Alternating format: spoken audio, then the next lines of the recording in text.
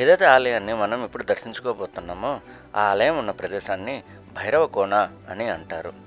ముఖ్యంగా మన ఆంధ్ర రాష్ట్రంలో 2 భైరవ కోణాలు అయితే కలదు.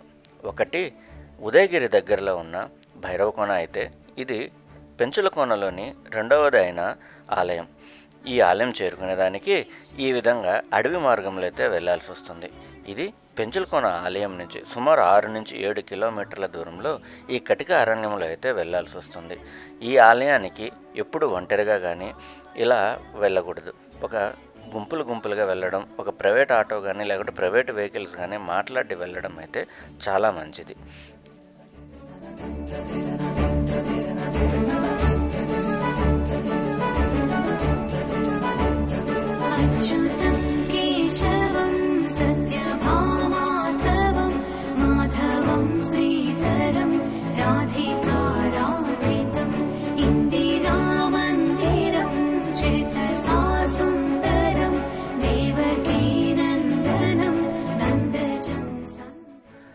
చాలా రోజుల తర్వాత ఈ పొల్యూషన్ లేకుండా ఈ అడవి ప్రాంతంలో బయలుదేరుతూ వెళ్ళి ఈ ఆలయానికైతే చేరుకున్నాం. ఇదే మీరు చూడబోతున్నది భైరవ కోన ఆలయం. అలాగే ఈ ఆలయాన్ని లోపలికి వెళ్ళే ముందుగా మీకు కనపడే దగ్గర నుంచి గుండం వైపుకి వెళ్ళి స్నానం చేసి అప్పుడు లోపలికి రమ్మని స్వామివారు మాకైతే ఆదేశించడం అయితే జరిగింది. స్వామివారు అంటే అక్కడ ఉన్న పూజారి వారు. అలాగే ఆయన చెప్పిన దాని ప్రకారం మేమైతే ఈ గుండానికి అయితే బయలుదేరాం. చూడండి ఎలా ఉంటుందో.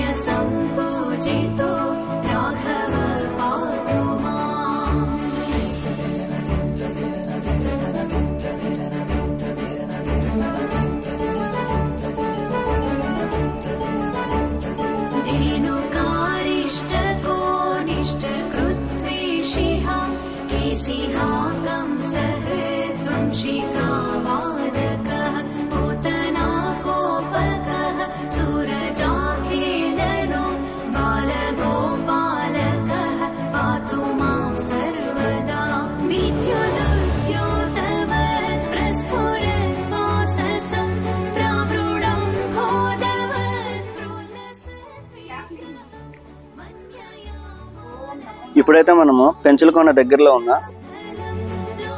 భైరవ కోన అనే పిలువబడే ఈ ఆలయానికి అయితే వచ్చాము. ఈ ఆలయానికి రావాలంటే ముందుగా మనం 7 కిలోమీటర్లు ఆటోలో ప్రయాణం చేసి గుత్తుగులుగా ఉన్న రోడ్లు బాగుండవు అక్కడికి రావడానికి. రాళ్ల మధ్యలో నుంచి ప్రయాణం చేసుకుంటూ ప్రైవేట్ వెహికల్స్ అయితే తీసుకోవాల్సి వస్తుంది. సో ఆటోలు అవి మాట్లాడుకుని రావాల్సి వస్తుంది. దగ్గర 700 నుంచి 1000 రూపాయల మధ్యలో అయితే ఛార్జ్ చేస్తున్నారు వీళ్ళు. సో నాకు ఛార్జ్ చేసిన పర్సన్ వచ్చేసి షబ్బీర్. ఇది అక్కడ చూస్తున్నాను. షబ్బీర్ ఒకసారి చెయ్యొద్దువా? రైట్, చూసారా? సో ఆ నెంబర్ వచ్చి నేను డిస్క్రిప్షన్లో లింక్లో ఇస్తాను. ఒకసారి మీరు కూడా వచ్చినప్పుడు ఆయనతో అయితే కోఆర్డినేట్ చేయండి. చాలా బాగా చూశాడు.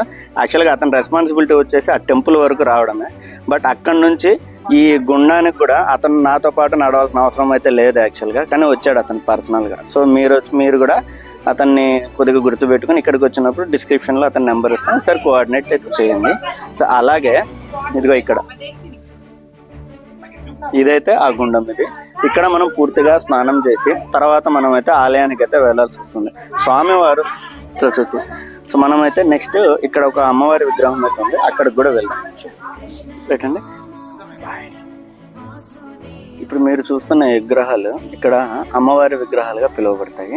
ఈ విగ్రహాల గురించి అయితే మనం నిజంగా అయితే నాకైతే తెలిసి ఈ విగ్రహాల గురించి మనం అయితే అక్కడ ఉన్న స్వామివారి ద్వారా మనం అయితే తెలుసుకుందాం. మెయిన్ స్వామివారి దగ్గర ఇక్కడ నుంచి అక్కడికి వెళ్ళడానికి దగ్గర ఒక హాఫ్ కిలోమీటర్ నుంచి కొద్దిగా ఎక్కువగానే ఉంది. అప్ అండ్ డౌన్ దగ్గర 1 కిలోమీటర్ పైన వస్తుంది కొద్దిగా. సో కొద్దిగా చిన్న ట్రెక్కింగ్, టఫెస్ట్ ట్రెక్కింగ్ ఉంది. కొద్దిగా రాళ్ళ మీద నడుచుకుంటూ రావాలి. అలా వచ్చిన తర్వాత మనం అయితే గుండంలో స్నానం చేసిన తర్వాత మొత్తం తడిచిన తర్వాత మన శరీరం మొత్తం తడిచిన తర్వాత అప్పుడు మనం ఆ స్వామిని చూడడానికి అయితే అనుమతిస్తారు లోపలికి.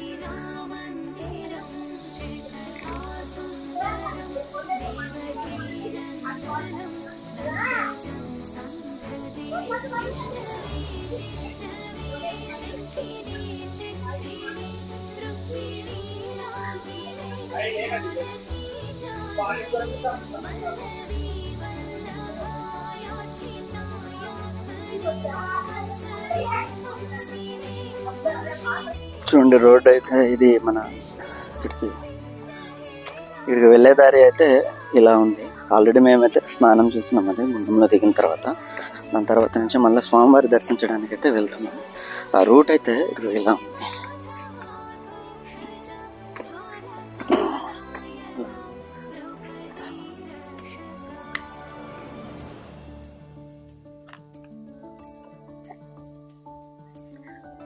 అంటే మేము ఒక్కళ్ళం వచ్చామని కదా, ఇక్కడికైతే కొంతమంది భక్తులు మాత్రమే రాగలుగుతున్నారు.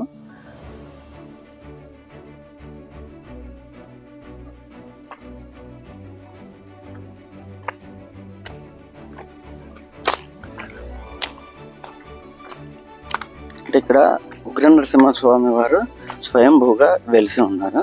స్వయంభూ అనడం కన్నా ఈ ప్రహ్లాదుడిని సంహరించిన తర్వాత ఆ ఉగ్ర రూపంతోనే నరసింహస్వామి వారు మన తెలుగు రాష్ట్రాల్లోనే ఉద్భవించినట్టుగా చరిత్ర అయితే చెప్తుంది.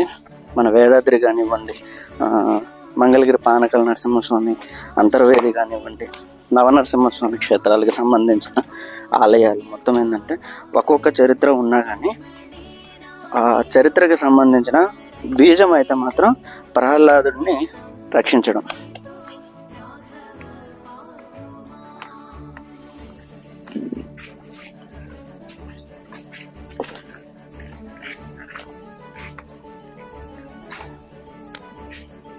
హిరణ్యకశిపుని కుమారుడైన ప్రహ్లాదుడు అతన్ని రక్షించడానికి ఈ ఉగ్ర నరసింహస్వామి అవతారం అయితే ఎత్తాల్సి వచ్చింది. సో స్వామివారి ఉగ్ర రూపం ఎత్తిన తర్వాత ఇది మొత్తం ఏంటంటే నల్లమల్ల ఫారెస్ట్ కిందకే వస్తుంది. ఈ నల్లమల్ల ఫారెస్ట్లో నుంచి ఆ ఉగ్ర రూపాన్ని తలుచుకుంటూ రావడం. అలాగే ఇక్కడ నవనరసింహస్వామి క్షేత్రాల్లో ఒకటైన పెంచుల కోన అంటే పెనుసుల కోనగా పిలువబడుతుంది. పెనుసుల కోన యాక్చువల్గా పెన వేసుకొని ఉంటారనమాట. ఇక్కడ చెంచులక్ష్మి అమ్మవారు అలాగే నరసింహస్వామి వారు ఇద్దరు కూడా. సో పెన వేసుకొని ఉండడం వల్ల పెనుశిల అని అంటారు. కాలక్రమేణా అది పెంచుల కోనగా అయితే మారింది. ఇంకొక విషయం ఏంటంటే అక్కడ ఆదిలక్ష్మి అమ్మవారు కూడా ఉంటారు. ఆ ఆదిలక్ష్మి అమ్మవారి గురించి అదేంటంటే చెప్పాలి అని చెప్పంటే ఆదిలక్ష్మి అమ్మవారు ఎప్పుడైతే నరసింహస్వామి వారు చెంచులక్ష్మిని పెళ్ళాడతారో ఆదిలక్ష్మి అమ్మవారు వచ్చేసి కోపంతో అలిగి ఈ పక్క నుంచి అటుపక్క కంటే మధ్యలో ఒక ఏరు ఉంటుంది, సెలయేరు ఉంటుంది. ఆ ఏరు పైన వెళ్ళి స్వయంభూగా వెలిసి ఉన్నారు అక్కడ కూడా. సో అందువల్ల ఆ ఆలయం నవనరసింహస్వామి క్షేత్రాల్లోకి ముఖ్యమైన ఆలయంగా పరిగణించబడుతుంది. సో మిగతా విషయాలు వచ్చేసి మనం అయితే వీడియో చూస్తే మాట్లాడుకుందాం.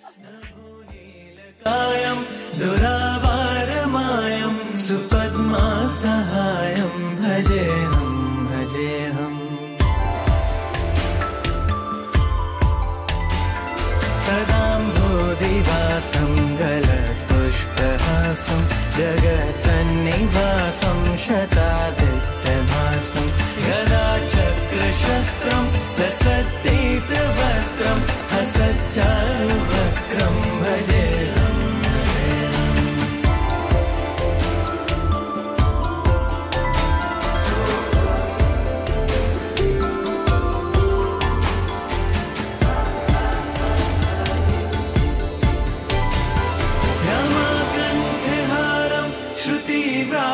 सारं जलान्तर्विहारं धारा चिदानन्दरूपं मनोज्ञस्वरूपं धृतानेकरूपं भजेऽहम्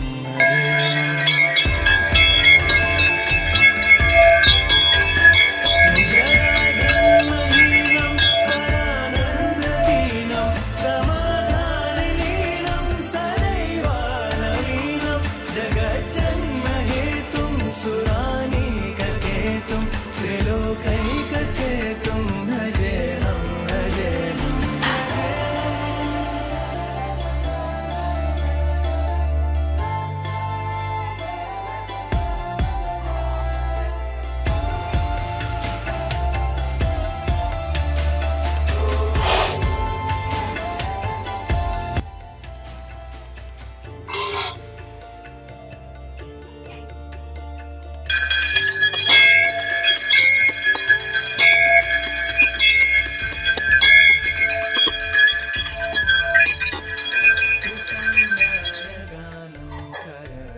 शयानं विमुक्तेर्निदानं हरातिमानं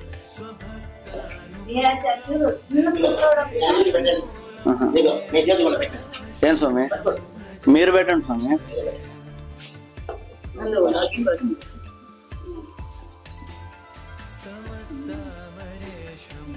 స్వామి మీ పేరు స్వామి? ఇంతగా రామానంద స్వామి. మీరు ఇక్కడికి ఎప్పుడు వచ్చారు స్వామి? 1987. అప్పటికి ఎంత స్వామి వయసు? అప్పటి నుంచి ఇక్కడనే ఉంటున్నారా? మీ గురువు గారి పేరు స్వామి? అచ్చా అచ్చా. మీరు ఆ స్వామికి సేవ చేయడానికి ఇక్కడికి వచ్చారు. స్వామి ఇక్కడ ఉగ్ర నరసింహ స్వామి అన్నారు కదా, ఇక్కడ మామూలుగా మన భైరవకొండలో ఉగ్ర నరసింహ స్వామి అని చెప్పేసి అన్నారు కదా ఇక్కడ. అచ్చా అచ్చా.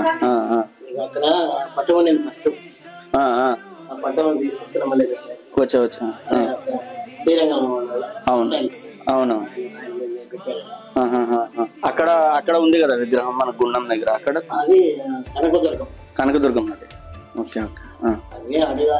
శాంతి రౌద్రంగా ఉంది, సింహ రూపంలో. అవును అవును. ఆ సింహ రూపంలో ఉండకూడదు, మామూలు రూపంలో పెట్టారు, శాంతి రూపంలో. శాంతి రూపంలో పెట్టారు. ఎవరు? మన యాదగిరి గుట్ట ఇంజనీరింగ్ క్యాంప్. అవునవును. ఇక్కడైతే ఆలయం ఎప్పటి నుంచి ఉంది స్వామి? ఇక్కడ ఈ ఆలయం ఎప్పటి నుంచి ఉంది మీకు తెలుసు? తెలిసిన మా స్వామి అంత ముందుగా 10 ఏళ్ళు ముందు ఉంటుంది. నేను వచ్చిన తర్వాత ఇంకా అవుతుంది. పైన గుహలో ఉంటాడు. ఓకే. గుహలో ఉంటే ఆయన ఉంటే వెంకటేశ్వర స్వామి వచ్చి అక్కడ ఉండకూడదు, అక్కడ బాగుండదు, కింద కూడా అండి 10 మంది భక్తులు వస్తారు పిలిచారు. మీ గురువు గారు అక్కడ ఉన్నాడు? గుహలో ఉన్నాడు. గుహలో నుంచి బయటకు వచ్చాడు. గుహలో ధ్యానంలో ఉన్నారన్న. గుహలో ధ్యానం చేసుకుంటా ఉంటే కిందకి దిగి నలుగురికి కనిపించండి అని చెప్పేసి అని అన్నారు. ఏంటంటే మాకు ఎక్కువ ఇప్పుడు ఏడన్నా బోట్లు ఉన్నాయి చూడలేదు, పైన బోటే ఇలా ఉంది స్వామి. కొంతమంది 6 బోటంగా ఉంటాయి కదా బోట్లు. అవును అవును అవును. ఏంటంటే మాకు ఎంత జనం తక్కువ అయితే అంత మంచిగా మీరు ధ్యానం చేసుకునే స్వామి సేవ చేసుకునే దానికి, ధ్యానం చేసుకునే దానికి మీకు ప్రశాంతంగా ఉండదు అనుకుంటాను. అందుకనే మా బోట్లో గేట్లో రమ్మని ప్రచారం చేస్తాం. నాకు ఎంత ఇష్టం లేదు. అర్థమైంది. మీరు ఇంతక డబ్బులు ఇస్తా ఉంటానే తీసుకోలేదు, ఉండిలోనే వేసామని చెప్పేసి. ఎందుకంటే నాకు చిన్న వయసులో లేదు స్వామి, నేనే తిమ్మన్నా. అంటే యాక్చువల్ గా మీరు అలా కూర్చొని हरि हरि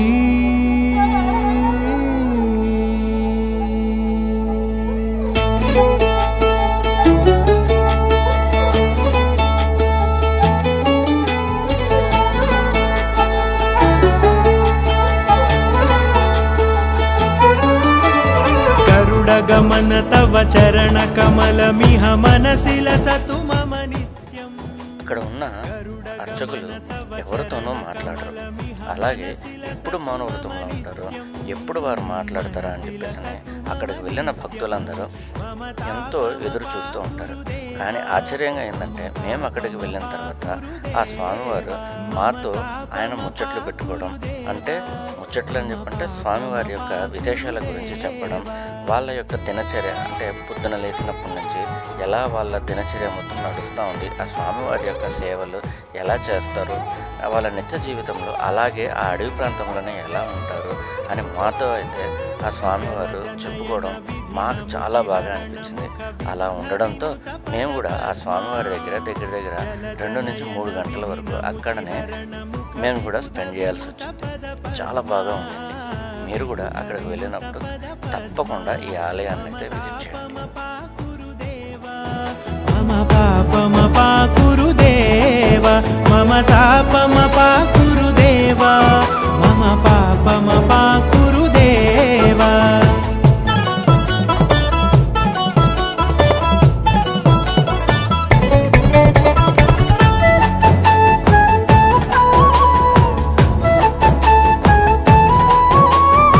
भुजगशयन भव मदन जनक मम जनन मरण भयहारी. भुजगशयन भव मदन जनक मम जनन मरण भयहारी.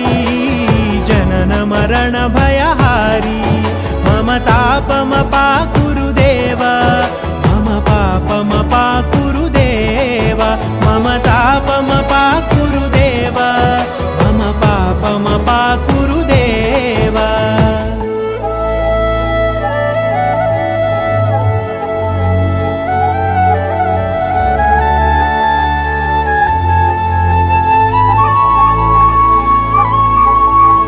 शङ्खचक्रधर दुष्टदैत्यहर सर्वलोकशरणा.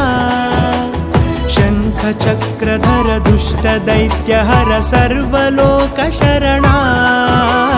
सर्वलोकशरणा मम तापम पाकुरुदेव मम पापम पाकुरुदेव मम तापम पाकुरुदेव मम पापम पाकुरुदेव.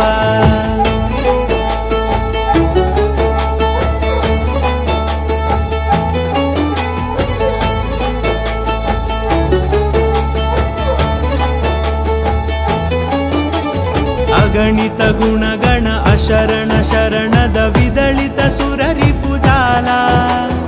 अगणित गुणगण अशरण शरणद विदलित सुररिपुजाला. विदलित सुररिपुजाला मम तापम पाकुरुदेव मम पापम पाकुरुदेव मम तापम पाकुरुदेव मम पापम पाकुरुदेव.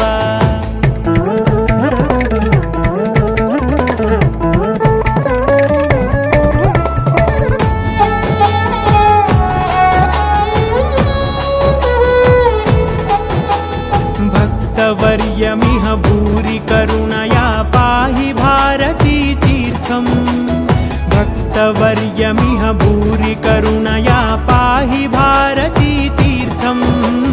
पाहि भारती तीर्थम् मम तापम पाकुरुदेव मम पापम पाकुरुदेव मम तापम पाकुरुदेव मम पापम पाकुरुदेव.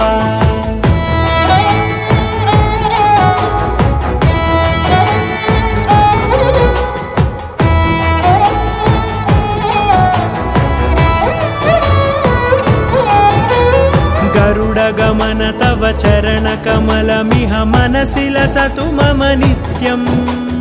गरुडगमन तव चरण. అక్కడున్న పూజారుల వారితో అంత బాగా మాట్లాడిన తర్వాత నాకు తెలిసిన విషయం ఏంటంటే, ఆ స్వామివారు కూడా అన్ని సంవత్సరాల నుంచి అక్కడనే ఉండి ధ్యానం చేసి ఆ స్వామివారి సేవలోనే మునిగిపోయి ఉన్నారు. దాని తర్వాత మేము కూడా ఆ స్వామివారితో అలా 2-3 గంటల దగ్గర 2-3 గంటలు ఆ ఆలయంలోనే ఉండి ఆ స్వామివారితో కూడా విశేషాలను పంచుకొని అక్కడి నుంచి తిరిగి పెంచులకొన ఆలయానికి అయితే బయలుదేరాం.